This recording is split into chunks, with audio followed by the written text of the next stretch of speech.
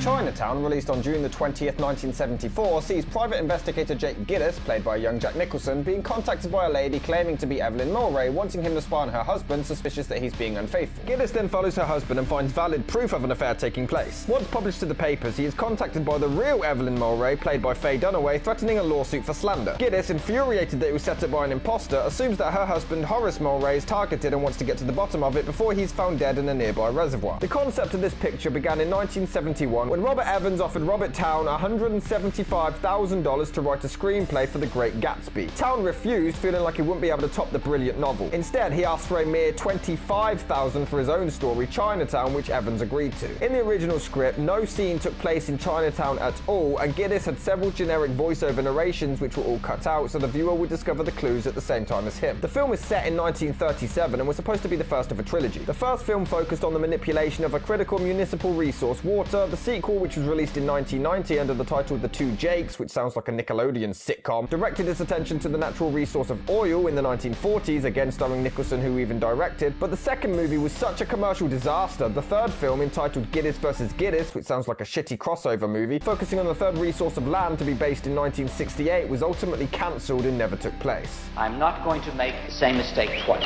Due to his commitment to the trilogy, however, Nicholson turned down any detective role so that Jake Gittes would be the only one he would ever portray. Although not much of the film was actually as fictional as you think. The character of Horus Mulray was loosely based on Irish immigrant William Mulholland, the superintendent and chief engineer of the Los Angeles Department of Water and Power. They're calling it an accident. In the movie, Mulray opposes the dam that John Huston's character and the city wanted for safety purposes, claiming he didn't want to repeat his previous mistake. This is referring to the real-life disaster of the St. Francis Dam, inspected by Mulholland himself on the day of its failure before midnight on March the 12th, 1928. Up to 600 people died, including at least 42 school-aged children, which ultimately ended Mulholland's career. Give me a break, will ya?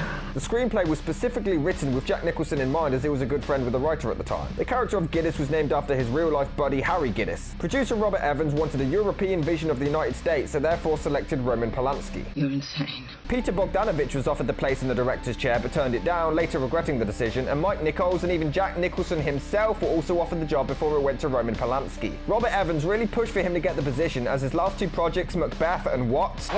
Were major disasters. He claimed that he knew Polanski would be very keen to impress and would make every effort to ensure that it was a hit, which it ended up being. However, Polanski was rather reluctant to work on this film. Just a few years earlier, his wife and unborn child were both tragically murdered in Los Angeles. He felt returning there would be a very bad decision, but he was, at the time, persuaded by the decency of the screenplay. The original ending saw John Huston's character die and Evelyn survive. The producer and director argued over it, but Polanski insisted on a tragic ending, stating, "I knew that if Chinatown was to be special and not just another thriller where the good guys triumph in the final reel, she had to die." Robert Towne later admitted that he was wrong disagreeing with Polanski, and the sad ending was the right thing to do. The character of Evelyn was possibly going to Jane Fonda or Julie Christie, but Polanski insisted on Faye Dunaway getting the part. The role was also very close to going to the producer's wife, Ali McGraw, but she lost her chance when she ended up divorcing him for Steve McQueen. However, as it seems to be the case for most masterpieces, there was a lot of drama behind the scenes. Just to run down a few, this scene was shot several times, but they just couldn't seem to get it right. Dunaway got very angry and demanded Nicholson slap her for realsies, which he did, as seen in the final film, but felt very bad doing so.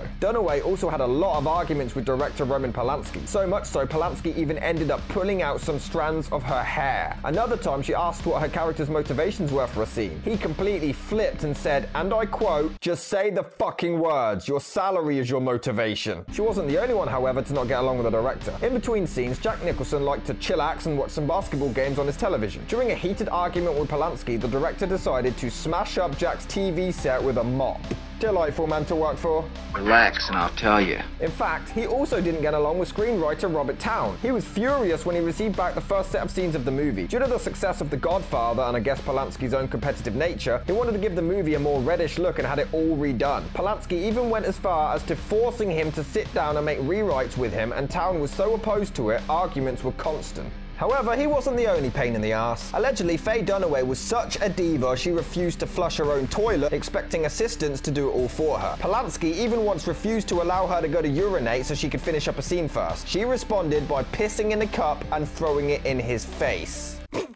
Also in the film, Evelyn has a flawed iris. She even ends up getting shot in that exact same eye later on in the movie. This was in reference to the story of Oedipus, who blinded himself upon realizing his marriage was incestuous. However, this idea was almost scrapped, but Dunaway fought to keep it in the film. The difficulty arose when they struggled getting the right makeup and prosthetics to make it work. John Huston as Noah Cross was, as Robert Towne stated, after Nicholson, the second best cast actor in the film, and he made the character menacing through his courtly performance. The role was also offered to Ralph Bellamy, who turned it down, but it's fitting since Huston had already played Noah in the Bible in the beginning. Okay, so who the hell has sex like this in public? What's with this neck joke? Who is this bimbo, Barney?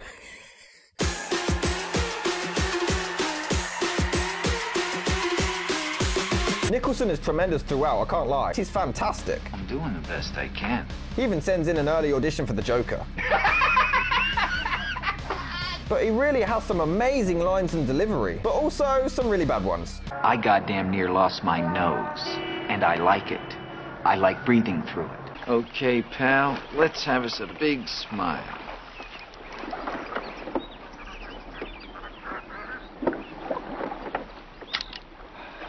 You'll love it.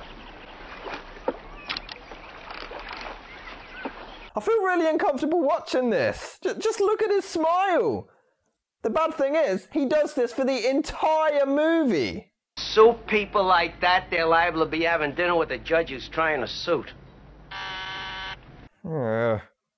So how does this woman not even react when she clearly catches Giddis reaching into her pond? Insert innuendo about reaching into her pond here. So John Huston as the rapist father is okay. I mean, he can be quite menacing, but he barely reacts to anything. Like, even when he's shot. Ow, I guess. He's confronted by Giddis about being a murderer and barely bats an eye. Here, when he first meets Giddis, he just casually asks, Are you, sleeping with her? and guess what? Yes. Yes, he was. It was around this time Jack Nicholson was actually dating Angelica Huston in real life. One of the only times she actually visited the set was when they filmed this scene. Now watch it again and try not to cringe knowing the circumstances. I do like Faye Dunaway's performance in this. She's a very mysterious character and you really can't wait to get to the bottom of whatever it is that she's hiding, despite her constant bizarre choice of hats. She's very human, and although she's a bitch to Giddis sometimes, it's believable, and when the reveal comes you can understand exactly why, leading you to want to watch the film again to spot all of the clues and details. Also, talk about art imitating life. In an eerie coincidence, due to the film's whole incest mother-sister angle, in reality, Jack Nicholson was raised with a sister until discovering at aged 8 that she was actually his mother. I do find it odd that Giddis knows that Evelyn cheats a lot, or so she claims, and still wants her anyway. It's also a good thing the house that he spies on has everything important occur on the ground floor in perfect view of every window with no curtains drawn. So later in the film, Giddis sees whatever that thing was in the pond earlier and finally retrieves it, but my question is, how the hell did no one else spot it when they're constantly around it? So basically, Giddis is captured by police and he claims he's taking them to wherever Evelyn is hiding out. He asks for just a few minutes to say his goodbye to her and a family, in which he and Paulie from Rocky here sneak out the back and drive off. Nice and clever getaway, but didn't he just lead the police to the house of a poor innocent family? I do feel like the movie's third act slows down a bit too much. The pacing of the whole film tells the story in a way that really gets you invested, but the third act just comes to a stop and panders around exposition on the water issue, which isn't particularly interesting. Just thank God the ending saves it. You're a disturbed woman, says the incestuous rapist. This dude clearly stops himself before Giddis even gets a chance to grab him. A little premature on the acting there, mate, but the ending is quite heartbreaking to see the only witness die, no one listens to Giddis, and Catherine gets taken away by a rapist father/grandfather. It's a very memorable climax, and I feel like it does separate it from others of its genre with a more negative ending than the norm. Jack Nicholson, however, hated the ending. I feel like the movie is actually a really interesting and compelling story. I think it's well acted, well put together, it keeps your interest, and in my opinion, for a genre that I'm not particularly keen on myself, I found it very enjoyable, and I definitely recommend it.